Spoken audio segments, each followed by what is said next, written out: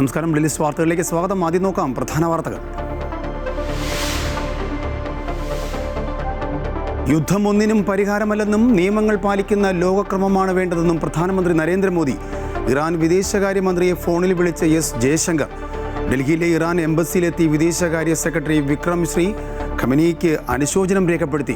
ഇറാന്റെ മറ്റൊരു കപ്പൽ ശ്രീലങ്കയിലെ കൊളംബോയിൽ നങ്കൂരമിടാൻ അനുമതി തേടി. ഇറാനിൽ ഇസ്രായേലിൻ്റെയും അമേരിക്കയുടെയും സംയുക്താക്രമണം തുടരുന്നു. മരണം 1230 കവിഞ്ഞു.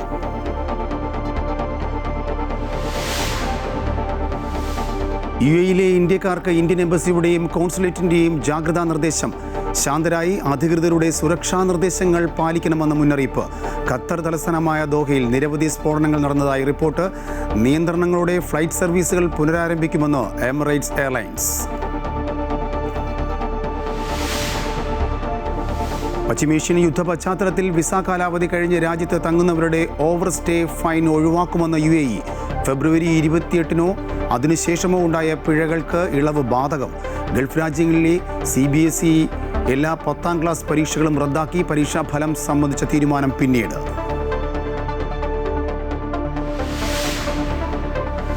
T20 ലോകകപ്പിൽ ഇന്ത്യ ഫൈനലിൽ സെമിയിൽ ഇംഗ്ലണ്ടിനെ 7 റൺസിന് തോൽപ്പിച്ചു. സഞ്ജു കളിയിലെ താരം. ഞായറാഴ്ച ഫൈനലിൽ ഇന്ത്യ ന്യൂസിലാൻഡിനെ നേരിടും.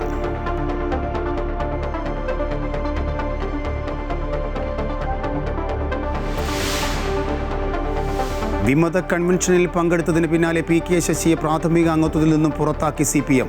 പോരാട്ടം തുടരുമെന്ന് ശശി. പാർട്ടിയെ ഇന്ന് ജില്ലയിൽ നയിക്കുന്നത് സ്പിരിറ്റ് കച്ചവടക്കാരനെന്ന് ശശി ഒന്നിനും കൊള്ളാത്ത ഒരുത്തനാണെന്ന് ജില്ലാ secretary EN Suresh Babu. G സുധാകരനെ അനുനയിപ്പിക്കാൻ ഫോണിൽ വിളിച്ച് MV ഗോവിന്ദൻ. നിലപാടിൽ ഉറച്ച സുധാകരൻ. G സുധാകരനെ കോൺഗ്രസിലേക്ക് ക്ഷണിക്കുന്ന കാര്യം ചർച്ച ചെയ്തിട്ടില്ലെന്ന് VD സതീശൻ.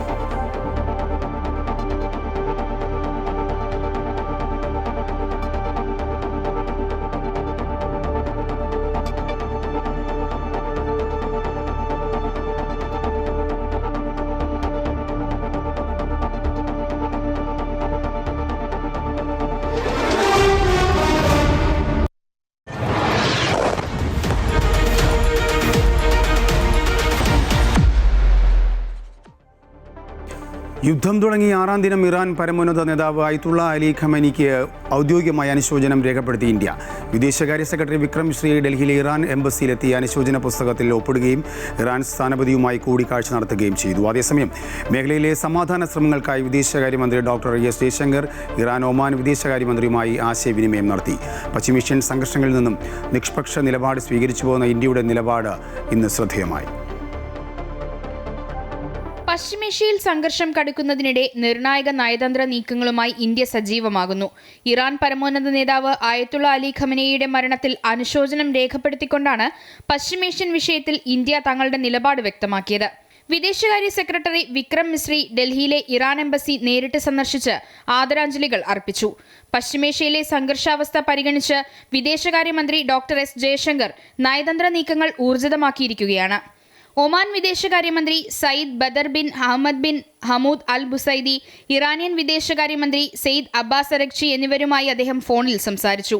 മേഖലയിലെ സ്ഥിതിഗതികൾ സങ്കീർണമാകാതിരിക്കാൻ എല്ലാ രാജ്യങ്ങളും സംയമനം പാലിക്കണമെന്ന സന്ദേശമാണ് ഇന്ത്യ നൽകുന്നത്. പശ്ചിമേഷ്യയിലെ യുദ്ധസമാനമായ സാഹചര്യം കാരണം ഇന്ത്യയിൽ പെട്രോൾ ഡീസൽ ക്ഷാമമുണ്ടാകുമെന്ന തരത്തിൽ പ്രചരിക്കുന്ന വാർത്തകൾ തീർത്തും വസ്തുതാവിരുദ്ധമാണെന്ന് സർക്കാർ വൃത്തങ്ങൾ അറിയിച്ചു. രാജ്യത്ത് ആവശ്യമായ ഇന്ധന ശേഖരമുണ്ടെന്നും ആശങ്കപ്പെടേണ്ട സാഹചര്യമില്ലെന്നും അധികൃതർ വ്യക്തമാക്കി. ആഗോള വിപണിയിലെ മാറ്റങ്ങൾ ഇന്ത്യ അതീവ ഗൗരവത്തോടെ നിരീക്ഷിച്ചു വരികയാണ്. നയതന്ത്ര തലത്തിലും സാമ്പത്തിക തലത്തിലും സുരക്ഷിതമായ ചുവടുവെപ്പുകളുമായാണ് ഇന്ത്യ മുന്നോട്ടു പോകുന്നത്. News desk Amrita news.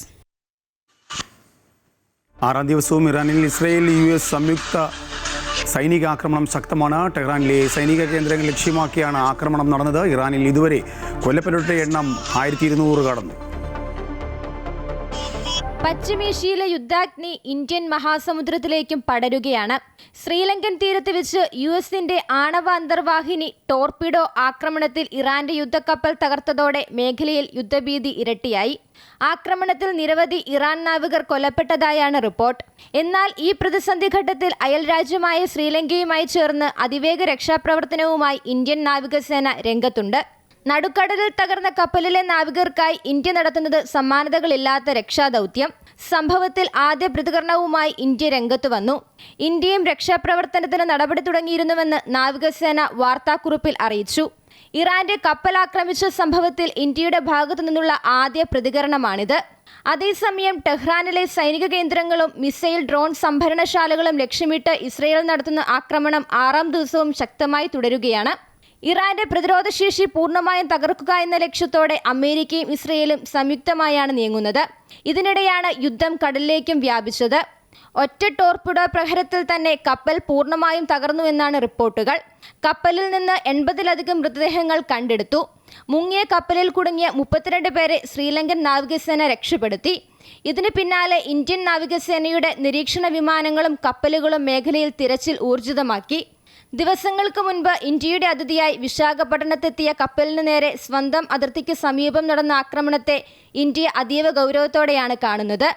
അതേസമയം ഇറാന്റെ 20ഓളം നാവിക കപ്പലുകൾ തകർത്തതായാണ് അമേരിക്കയുടെ അവകാശവാദം.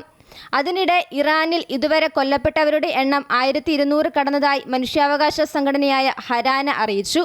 ആക്രമണം കടുത്തതോടെ ടെഹ്റാനിൽ നിന്ന് 1 ലക്ഷത്തിലേറെ ആളുകളാണ് പലായനം ചെയ്തത്. News desk Amrita news. അബുദാബിയിൽ ഡ്രോൺ ആക്രമണം പ്രതിരോധിച്ചു. ഡ്രോണിൻ്റെ അവശിഷ്ടങ്ങൾ വീണ് 6 പേർക്ക് പരിക്കേറ്റു. ഐക്കാട് സിറ്റിയിലാണ് സംഭവം. നേപ്പാൾ പാകിസ്ഥാൻ സ്വദേശികൾക്കാണ് പരിക്കേറ്റത്. സുരക്ഷാ നിർദ്ദേശങ്ങൾ പാലിക്കണമെന്ന് UAE-യിലെ ഇന്ത്യക്കാർക്ക് ഇന്ത്യൻ എംബസിയും കോൺസുലേറ്റും നിർദ്ദേശം നൽകിയിട്ടുണ്ട്. അതിനിടെ നിയന്ത്രണങ്ങളോടെ വിമാന സർവീസുകൾ പുനരാരംഭിക്കുമെന്ന് എമിറേറ്റ്സ് എയർലൈൻസ് അറിയിച്ചു. ഖത്തർ തലസ്ഥാനമായ ദോഹയിലും നിരവധി സ്ഫോടനങ്ങൾ റിപ്പോർട്ട് ചെയ്തു. US എംബസിക്ക് സമീപത്തു നിന്നും താമസക്കാരെ ഒഴിപ്പിക്കുമെന്ന് അധികൃതർ അറിയിച്ചു. മണിക്കൂറുകൾക്കകമാണ് ആക്രമണം നടന്നത്. വിസ കാലാവധി കഴിഞ്ഞ് രാജ്യത്ത് തങ്ങുന്നവരുടെ ഓവർ സ്റ്റേ ഫൈൻ ഒഴിവാക്കുമെന്ന് UAE. നിലവിലെ സാഹചര്യം പരിഗണിച്ചാണ് ഇത്. 2026 ഫെബ്രുവരി 28-നോ അതിനുശേഷമോ ഉണ്ടായ പിഴകൾക്ക് ഇളവ് ബാധകമാണെന്ന് federal authority four identity, citizenship, customs and port security അറിയിച്ചു. കുവൈറ്റിൽ തെറ്റായ വിവരങ്ങൾ റിപ്പോർട്ട് ചെയ്ത മാധ്യമപ്രവർത്തകരെ അറസ്റ്റ് ചെയ്തു. അഭിപ്രായ സ്വാതന്ത്ര്യവും ആവിഷ്കാര സ്വാതന്ത്ര്യവും നിയമത്തിൻ്റെ ചട്ടക്കൂടിനുള്ളിൽ ഉറപ്പ് നൽകുന്നുവെന്നും കുവൈറ്റ് ഇൻഫർമേഷൻ മന്ത്രാലയം വ്യക്തമാക്കി. വിദേശങ്ങളിൽ കഴിയുന്ന കുവൈറ്റ് പൗരന്മാരെ തിരികെ എത്തിക്കുന്നതിനായി പ്രത്യേക വിമാന സർവീസുകൾ തയ്യാറാകുന്നു. കുവൈറ്റ് എയർവേസ് ആണ് പ്രത്യേക വിമാന സർവീസുകൾ പ്രഖ്യാപിച്ചത്. സൗദി അറേബ്യ വഴി കരമാർഗം കുവൈറ്റിലേക്ക് മടങ്ങാൻ ആഗ്രഹിക്കുന്ന സ്വദേശികൾക്കാണ് ഈ സൗകര്യം ഒരുക്കിയിരിക്കുന്നത്. ഇതുപ്രകാരം London, Munich, Milan, Istanbul, Cairo, Manchester, Barcelona, Paris, Manila തുടങ്ങിയ പ്രധാന നഗരങ്ങളിൽ നിന്നും കുവൈറ്റ് എയർവേസ് സർവീസ് നടത്തും. ഇറാനെതിരെ അമേരിക്കൻ പ്രസിഡന്റ് ഡൊണാൾഡ് ട്രംപ് ആരംഭിച്ച സൈനിക നീക്കത്തിന് സെനറ്റിന്റെ നിർണായക പിന്തുണ. ഇറാന്റെ വ്യോമാക്രമണം തടയാനും യുദ്ധത്തിന് കോൺഗ്രസിന്റെ മുൻകൂർ അനുമതി നിർബന്ധമാക്കാനും ലക്ഷ്യമിട്ട് അവതരിപ്പിച്ച പ്രമേയമാണ് സെനറ്റ് വോട്ടിനിട്ട് തള്ളിയത്. ഡെമോക്രാറ്റുകൾ കൊണ്ടുവന്ന പ്രമേയം പരാജയപ്പെട്ടത് 47-നെതിരെ 53 വോട്ടുകൾക്കാണ്. റിപ്പബ്ലിക്കൻ പാർട്ടിക്ക് ഭൂരിപക്ഷമുള്ള സെനറ്റിൽ ട്രംപിന്റെ യുദ്ധനയത്തിന് അനുകൂലമായ നിലപാടാണ് ഭൂരിഭാഗം അംഗങ്ങളും സ്വീകരിച്ചത്. പ്രമേയം പരാജയപ്പെട്ടതോടെ തടസ്സങ്ങളില്ലാതെ ഇറാനിലെ സൈനിക നടപടികളുമായി മുന്നോട്ടു പോകാൻ ട്രംപിന് സാധിക്കും. ഇനി മറ്റു വാർത്തകൾ നോക്കാം. PK ശശിയെ CPM-ന്റെ പ്രാഥമിക അംഗത്വത്തിൽ നിന്നും പുറത്താക്കി. വിമത കൺവെൻഷനിൽ പങ്കെടുത്തതിന് പിന്നാലെയാണ് പുറത്താക്കിയത്. ദീർഘകാലത്തെ CPM ബന്ധം അവസാനിപ്പിച്ചെങ്കിലും പോരാട്ടം തുടരുമെന്ന് PK ശശി പറഞ്ഞു. ഏറെക്കാലമായി പാർട്ടിയിൽ നിന്ന് അകന്നു കഴിയുന്ന PK ശശി KTDC ചെയർമാൻ പദവി രാജിവെച്ചപ്പോൾ മുതൽ തന്നെ കോൺഗ്രസിലേക്ക് പോകുമെന്ന ചർച്ചകളാണ് ഉയർന്നത്. ഒറ്റപ്പാലത്ത് UDF സ്വതന്ത്രനായോ CPM വിമതനായോ മത്സരിക്കുമെന്ന അഭ്യൂഹം ചൂടുപിടിക്കുമ്പോഴാണ് CPM വിമത കൂട്ടായ്മയുടെ കൺവെൻഷനിൽ ഇന്ന് പങ്കെടുത്തത്. അതിരൂക്ഷ വിമർശനമാണ് പാലക്കാട് ജില്ലാ ഘടകത്തിനെതിരെ PK ശശി ഉയർത്തിയത്. ഈ ജില്ലയിലെ കമ്മ്യൂണിസ്റ്റ് പാർട്ടി രക്ഷപ്പെടണോ? നിങ്ങൾ പറ. രക്ഷപ്പെടണമെങ്കിൽ ആദ്യം ചെയ്യേണ്ടത് ജില്ലാ സെക്രട്ടറിയുടെ കസേരയിൽ നിന്ന് സ്പിരിറ്റ് കച്ചവടക്കാരനെ പുറത്താക്കണം. അവിടെ നിന്ന് തുടങ്ങണം.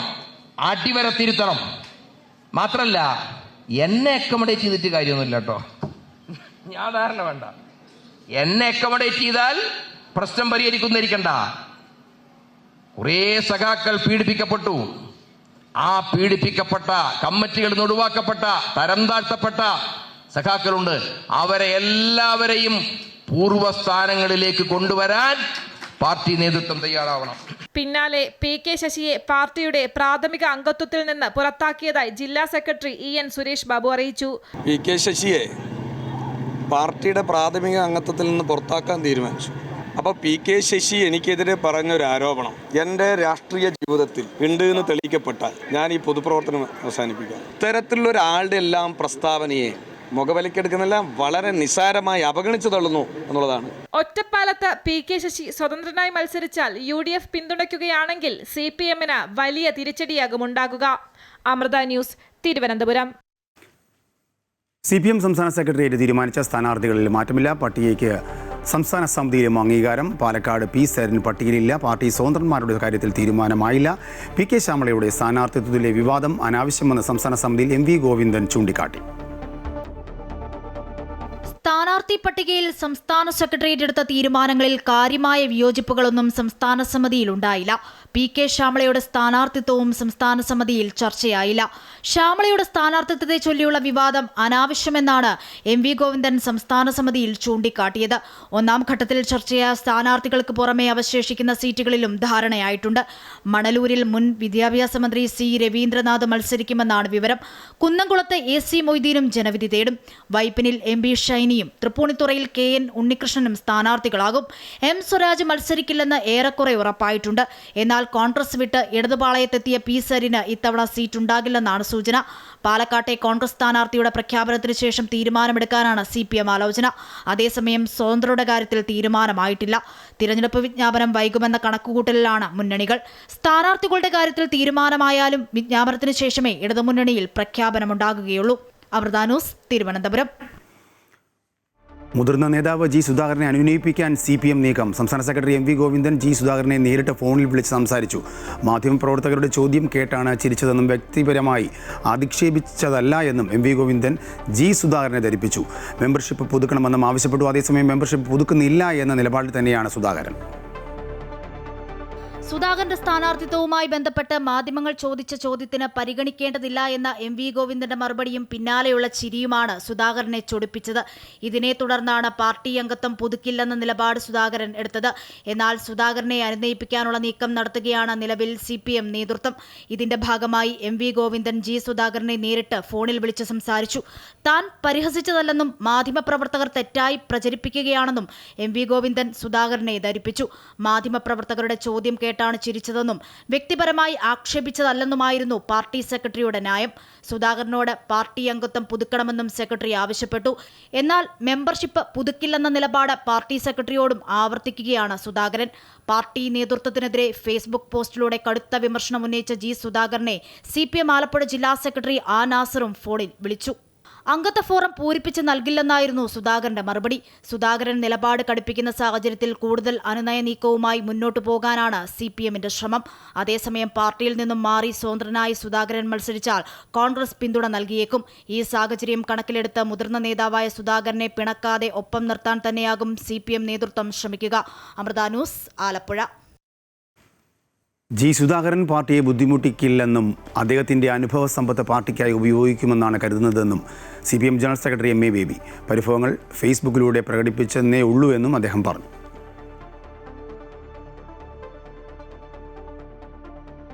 G. സുധാകരനെ കോൺഗ്രസിലേക്ക് ക്ഷണിക്കുന്ന കാര്യം ചർച്ച ചെയ്തിട്ടില്ല എന്നും കോൺഗ്രസിന് ഏറെ ബഹുമാനമുള്ള ആളാണ് G. സുധാകരൻ എന്നും VD സതീശൻ CPM ശിഥിലീകരണം നേരിടുകയാണെന്നും പ്രതിപക്ഷ നേതാവ് പറഞ്ഞു. കേരളത്തിലെ മന്ത്രിമാരിൽ അഴിമതി നടത്താത്ത മന്ത്രിയാണ് G. സുധാകരൻ എന്ന രമേശ് ചെന്നിത്തല. അദ്ദേഹത്തെ പാർട്ടി സെക്രട്ടറി അവഹേളിച്ച നടപടി ശരിയല്ല. ഞങ്ങൾ ആരും G. സുധാകരനെതിരെ ഒരു ആരോപണവും ഉയർത്തിയിട്ടില്ല. സ്വന്തം ഭാര്യയ്ക്ക് സീറ്റിന് വേണ്ടിയിട്ടുള്ള നെട്ടോട്ടത്തിനിടയിലാണ് പാർട്ടി സെക്രട്ടറി എന്നും ചെന്നിത്തല ആരോപിച്ചു.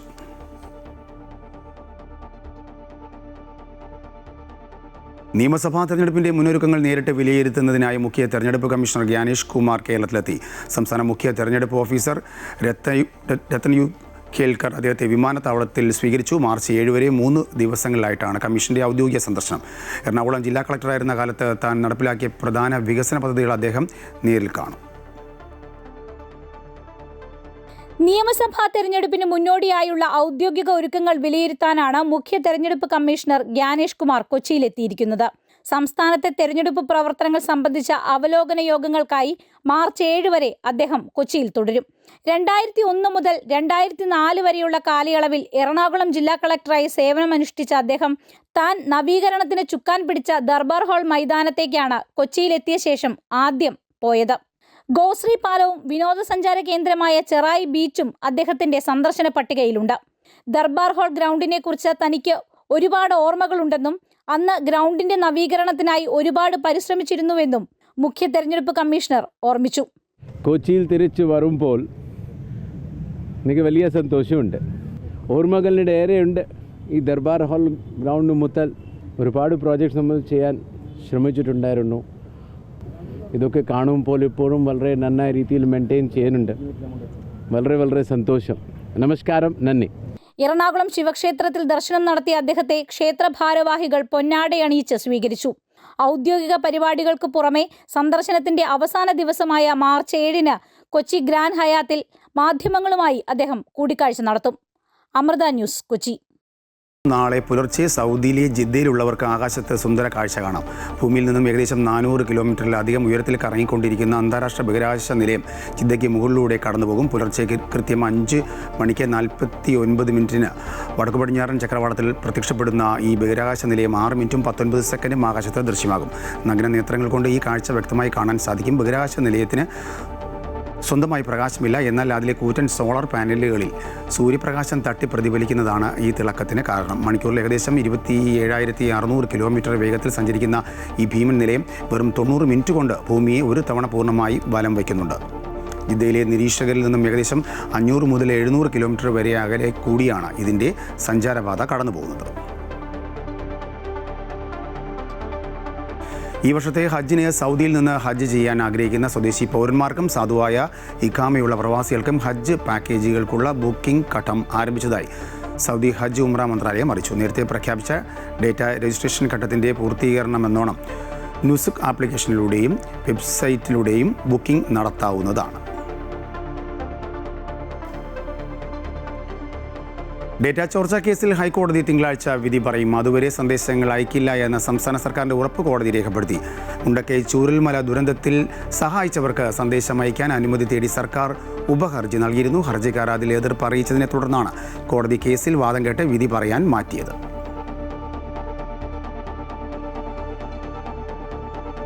LDF സർക്കാരിന് വേണ്ടി സർക്കാർ ചെലവിൽ കോടികളുടെ പരസ്യവുമായി PRD. UDFനെ പരിഹസിക്കുന്ന തരത്തിലാണ് പരസ്യം നൽകിയിരിക്കുന്നത്. 10 വർഷം മുമ്പ് മലയാള പത്രങ്ങളിൽ നിറഞ്ഞു നിന്ന വാർത്തകൾ എന്ന അടിക്കുറിപ്പോടെയാണ് പരസ്യം നൽകിയിരിക്കുന്നത്. UDF ഭരണകാലത്തെ പരിഹസിച്ചും LDF സർക്കാരിന്റെ നേട്ടങ്ങൾ എടുത്തു പറഞ്ഞും സർക്കാർ പരസ്യം. പ്രമുഖ ഇംഗ്ലീഷ് മലയാളം ദിനപത്രങ്ങളുടെ മുൻ പേജുകളിൽ വാർത്തകളുടെ മാതൃകയിലാണ് സർക്കാർ ഈ പരസ്യം നൽകിയിരിക്കുന്നത്. 10 വർഷം മുൻപ് മലയാള പത്രങ്ങളിൽ നിറഞ്ഞു നിന്ന വാർത്തകൾ എന്ന അടിക്കുറിപ്പോടെയാണ് പരസ്യം നൽകിയിരിക്കുന്നത്. പൂട്ടലിന്റെ വക്കിൽ KSRTC. ഇന്നു മുതൽ ലോഡ് ഷെഡിംഗ്. പെൻഷൻ മുടങ്ങിയിട്ട് 18 മാസം. പരീക്ഷ എഴുതിയത് പാഠപുസ്തകങ്ങൾ ഇല്ലാതെ തുടങ്ങിയ തലക്കെട്ടുകളോടെയാണ് പരസ്യം നൽകിയിരിക്കുന്നത്. മറ്റൊരു പേജിൽ ഇതേ മേഖലകളിലെ സർക്കാർ പുരോഗതിയും നേട്ടങ്ങളും വാർത്തയാക്കിയിരിക്കുന്നു. CPMന്റെ രാഷ്ട്രീയ പ്രചരണത്തിന് PRD നികുതിപ്പണം ചെലവാക്കുന്നതിൽ ഇതിനോടകം വിമർശനങ്ങളും ഉയർന്നു കഴിഞ്ഞു. നാട്ടുകാരുടെ പൈസയെടുത്ത് പരസ്യം ചെയ്യുന്നതിനെ നിയമപരവും രാഷ്ട്രീയപരവുമായി നേരിടുമെന്ന് പ്രതിപക്ഷം അറിയിച്ചു.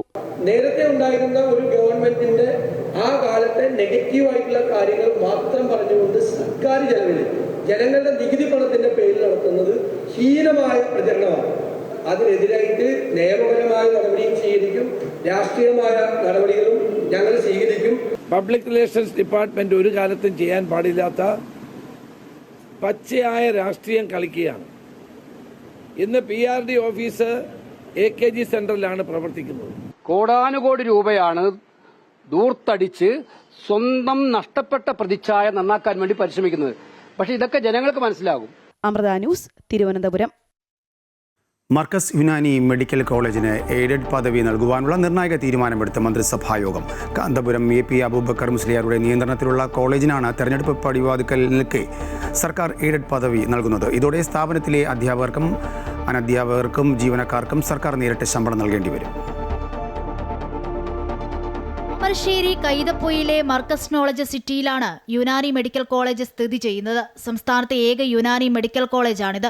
കാലങ്ങളായുള്ള ആവശ്യം പരിഗണിച്ചാണ് കോളേജിന് എയ്ഡഡ് പദവി നൽകിയതെന്നാണ് വിശദീകരണം. KUHS അഫിലിയേഷനും ആയുഷ് മന്ത്രാലയത്തിന്റെ അംഗീകാരവുമുള്ള ഈ സ്ഥാപനം കാന്തപുരം AP അബൂബക്കർ മുസ്ലിയാരുടെ നേതൃത്വത്തിലാണ് പ്രവർത്തിക്കുന്നത്. എയ്ഡഡ് പദവി നൽകുന്നതോടെ അധ്യാപകരുടെയും ജീവനക്കാരുടെയും ശമ്പളമടക്കമുള്ള വലിയ സാമ്പത്തിക ബാധ്യതയാണ് സർക്കാരിന് വഹിക്കേണ്ടി വരിക. തിരഞ്ഞെടുപ്പ് മുന്നിൽ കണ്ടുള്ള രാഷ്ട്രീയ തീരുമാനമെന്ന വിമർശനവും ഉയരുന്നു. അതേസമയം എയ്ഡഡ് പദവി ആവശ്യപ്പെട്ടുള്ള മറ്റു പല സ്ഥാപനങ്ങളുടെയും അപേക്ഷ വർഷങ്ങളായി സർക്കാരിന് മുൻപിലുണ്ട്. നിയമസഭാ തിരഞ്ഞെടുപ്പിൽ കാന്തപുരം സംസ്ഥാന വിഭാഗങ്ങളെ ഒപ്പം കൂട്ടാനുള്ള സർക്കാരിന്റെ തന്ത്രമായാണ് പ്രതിപക്ഷം വിമർശിക്കുന്നത്. അമൃത ന്യൂസ്, തിരുവനന്തപുരം. നിയമസഭാ തെരഞ്ഞെടുപ്പ് അടുത്തിരിക്കെ പശ്ചിമബംഗാൾ ഗവർണർ CV ആനന്ദബോസ് രാജിവെച്ചു. രാജിക്കത്തിൽ കാരണം വ്യക്തമാക്കിയിട്ടില്ല. 3.5 വർഷം ഗവർണർ പദവിയിലിരുന്ന ശേഷമാണ് അപ്രതീക്ഷിത രാജി. ഗവർണർ പദവിയിൽ മതിയായ സമയം ചെലവഴിച്ചു കഴിഞ്ഞെന്ന് ആനന്ദബോസ് വാർത്താ ഏജൻസിയോട് പ്രതികരിച്ചു. ഇപ്പോഴത്തെ തമിഴ്നാട് ഗവർണർ RN രവിയെ പുതിയ പശ്ചിമബംഗാൾ ഗവർണറായി നിയമിക്കും. അതേസമയം ഗവർണറെ സമ്മർദ്ദത്തിലാക്കി രാജിവെപ്പിച്ചെന്നും രാജി ഞെട്ടിച്ചുവെന്നും പശ്ചിമബംഗാൾ മുഖ്യമന്ത്രി മമതാ ബാനർജി പ്രതികരിച്ചു. ആനന്ദബോസ് കേരളത്തിലെ തെരഞ്ഞെടുപ്പിൽ മത്സരിക്കുമെന്ന് അഭ്യൂഹവുമുണ്ട്. ബീഹാർ രാഷ്ട്രീയത്തിൽ നിർണായകമായ ഒരു യുഗത്തിന് അന്ത്യം കുറിച്ചുകൊണ്ട് മുഖ്യമന്ത്രി നിതീഷ് കുമാർ ദേശീയ രാഷ്ട്രീയത്തിലേക്ക് ചുവടുമാറുന്നു. 10 തവണ ബീഹാർ മുഖ്യമന്ത്രിയായി സത്യപ്രതിജ്ഞ ചെയ്ത ചരിത്രം കുറിച്ച നിതീഷ് കുമാർ ഇന്ന് രാജ്യസഭയിലേക്ക് നാമനിർദ്ദേശ പത്രിക സമർപ്പിച്ചു. ബീഹാർ രാഷ്ട്രീയത്തിലെ കിരീടം വയ്ക്കാത്ത രാജാവായിരുന്ന നിതീഷ് കുമാർ തന്റെ രാഷ്ട്രീയ ജീവിതത്തിലെ ഏറ്റവും പ്രധാനപ്പെട്ട മറ്റൊരു തീരുമാനത്തിലേക്ക് എത്തിയിരിക്കുകയാണ്. ഇന്ന് പട്നയിൽ വെച്ച് കേന്ദ്ര ആഭ്യന്തരമന്ത്രി അമിത്ഷായുടെ സാന്നിധ്യത്തിലായിരുന്നു അദ്ദേഹം രാജ്യസഭയിലേക്ക് പത്രിക സമർപ്പിച്ചത്. BJP അധ്യക്ഷൻ നിതിൻ നവീനും അദ്ദേഹത്തോടൊപ്പം പത്രിക നൽകി എന്നത് NDA സഖ്യത്തിനുള്ളിലെ പുതിയ അധികാര സമവാക്യങ്ങളുടെ വ്യക്തമായ സൂചനയാണ് നൽകുന്നത്. അതേസമയം നിതീഷ് കുമാറിന്റെ രാഷ്ട്രീയ മാറ്റത്തിൽ ഏറെ വൈകാരികമായിട്ടാണ് അണികൾ പ്രതികരിച്ചത്. बिहार की जनता रो रही है, किसी ने कलहोली नहीं बनाया है। सैकड़ों महिलाओं ने, पुरुषों ने वोट किया है, हजारों कार्यकर्ता रो रहे हैं. ഇന്ത്യൻ പാർലമെന്ററി ചരിത്രത്തിൽ അപൂർവമായ ഒരു നേട്ടത്തിനു കൂടിയാണ് നിതീഷ് കുമാർ ഇതോടെ അർഹനാകുന്നത്. നിയമസഭ, നിയമനിർമ്മാണ കൗൺസിൽ, ലോക്സഭ എന്നിവയ്ക്ക് പിന്നാലെ രാജ്യസഭയിലും അംഗമാകുന്നതോടെ 4 സഭകളിലും പ്രവർത്തിച്ച പരിചയസമ്പന്നനായി അദ്ദേഹം മാറും. എന്നാൽ ഈ നീക്കം ബീഹാർ ഭരണത്തിൽ വലിയ അഴിച്ചുപണികൾക്കും കാരണമാകുന്നുണ്ട്. നിതീഷ് കുമാർ മുഖ്യമന്ത്രി സ്ഥാനം ഒഴിയുന്നതോടെ BJPയിൽ നിന്നുള്ള ഒരു നേതാവാകും അടുത്ത മുഖ്യമന്ത്രിയായി അധികാരമേൽക്കുക എന്നാണ് സൂചനകൾ. JDU-വിനെ കേന്ദ്ര മന്ത്രിസഭയിൽ സജീവമാക്കാനും നിതീഷ് കുമാറിന് കേന്ദ്രത്തിൽ നിർണായക പദവി നൽകാനും BJP ലക്ഷ്യമിടുന്നുണ്ട്. അതേസമയം നിതീഷ് കുമാറിന്റെ ഈ മാറ്റം ബീഹാറിൽ JDU-വിന്റെ സ്വാധീനം കുറയ്ക്കുമെന്ന് പ്രതിപക്ഷമായ RJD ആരോപിക്കുന്നു. രാഷ്ട്രീയ അനിശ്ചിതത്വങ്ങൾക്കിടയിലും ബീഹാർ ജനത ഉറ്റുനോക്കുന്നത് തങ്ങളുടെ അടുത്ത നായകൻ ആരായിരിക്കും എന്നതിലേക്കാണ്. News desk, Amrita news. ആഗോള അയ്യപ്പ സംഗമത്തിന്റെ കണക്കുകൾ സ്വകാര്യ ഓഡിറ്റർ വിജയൻ അസോസിയേറ്റ്സ് ഹൈക്കോടതിയിൽ നേരിട്ട് ഹാജരാക്കി. കണക്കിലെ പൊരുത്തക്കേടുകൾ വ്യക്തമാക്കിക്കൊണ്ടുള്ള വിശദമായ റിപ്പോർട്ട് 10 ദിവസത്തിനകം ഹാജരാക്കണമെന്ന് ഓഡിറ്ററോട് കോടതി ആവശ്യപ്പെട്ടു. പ്രഥമ ദൃഷ്ട്യാ കണക്കുകളിൽ പൊരുത്തക്കേടുകൾ ഉണ്ടെന്ന് കോടതി കണ്ടെത്തി. അയ്യപ്പ സംഗമത്തിന്റെ വരവ് ചിലവ് കണക്കുകളിൽ പ്രഥമ ദൃഷ്ട്യാ പൊരുത്തക്കേടുകൾ കണ്ടതിനെ തുടർന്നാണ് കോടതി ഓഡിറ്ററോട് വിശദമായ റിപ്പോർട്ട് തേടിയത്. നിലവിലുള്ള കണക്കുകളും വൗച്ചറുകളും രസീതുകളും ഓഡിറ്റർ വിജയൻ അസോസിയേറ്റ്സ് കോടതി നിർദ്ദേശപ്രകാരം നേരിട്ട് ഹാജരാക്കിയിരുന്നു. സർക്കാർ ഓഡിറ്റിംഗിലും സ്വകാര്യ ഓഡിറ്റിംഗിലും വ്യത്യാസം വന്നതിനുള്ള സാഹചര്യം റിപ്പോർട്ടായി ഫയൽ ചെയ്യുവാൻ സ്വകാര്യ ഓഡിറ്റർക്ക് കോടതി നിർദ്ദേശം നൽകി. 10 ദിവസത്തിനകം വിശദമായ റിപ്പോർട്ട് കോടതിയിൽ നൽകണം. കണക്കുകളിലെ വ്യത്യാസം വിശദമായി പരിശോധിച്ച ശേഷമായിരിക്കും ഇക്കാര്യത്തിൽ കോടതിയുടെ അന്തിമ തീരുമാനം. Amrita news, Kochi. SSLC higher secondary പരീക്ഷകൾക്ക് തുടക്കമായി. ആദ്യ പരീക്ഷ കഴിഞ്ഞ ആശ്വാസത്തിലാണ് വിദ്യാർത്ഥികൾ. 4,17,000 കുട്ടികളാണ് 10ാം ക്ലാസ് പരീക്ഷ എഴുതിയത്. മലയാളം ഉൾപ്പെടെയുള്ള 1ാം ഭാഷാ വിഷയങ്ങളിലാണ് ഇന്ന് പരീക്ഷ നടന്നത്. കുട്ടികളുടെ മുഖത്ത് ആദ്യ പരീക്ഷ എളുപ്പമായതിന്റെ ആശ്വാസമായിരുന്നു. 3031 പരീക്ഷാ കേന്ദ്രങ്ങളിലാണ് SSLC ഹയർ സെക്കൻഡറി പരീക്ഷകൾ നടക്കുന്നത്. 13 ലക്ഷത്തിലധികം വിദ്യാർത്ഥികളാണ് ഇത്തവണ പരീക്ഷ എഴുതുന്നത്. +2 പരീക്ഷകൾ നാളെ തുടങ്ങും. മാർച്ച് 30-ന് പരീക്ഷ അവസാനിക്കും. 70,000-ഓളം അധ്യാപകരും ജീവനക്കാരുമാണ് പരീക്ഷാ ഡ്യൂട്ടിയിലുള്ളത്. ഏപ്രിൽ 7-ാം തീയതി മുതൽ മൂല്യനിർണ്ണയം തുടങ്ങും. SSLC പരീക്ഷ മാർച്ച് 30-നും ഹയർ സെക്കൻഡറി VHSE പരീക്ഷകൾ 28-നും അവസാനിക്കും. യുദ്ധ സാഹചര്യം കണക്കിലെടുത്ത് ഗൾഫ് മേഖലയിലെ പരീക്ഷകൾ മാറ്റിവച്ചിട്ടുണ്ട്. അമൃത ന്യൂസ്, തിരുവനന്തപുരം.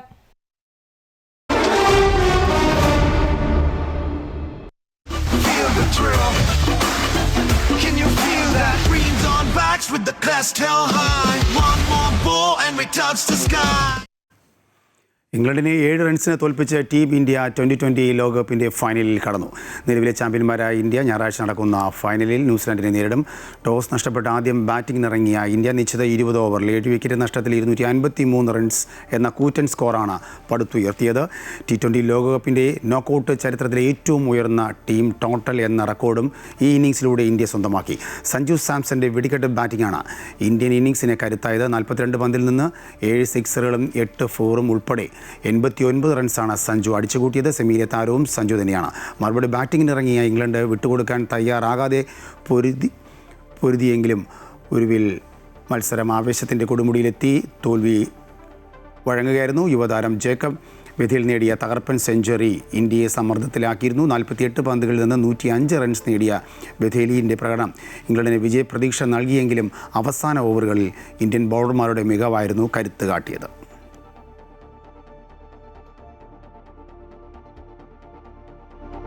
ഇതോടുകൂടി ഈ വാർത്താ ബുള്ളറ്റിൻ പൂർണ്ണമാകുന്നു. കൂടുതൽ വാർത്തയ്ക്കായി അമൃത ന്യൂസ് യൂട്യൂബ് കാണുക.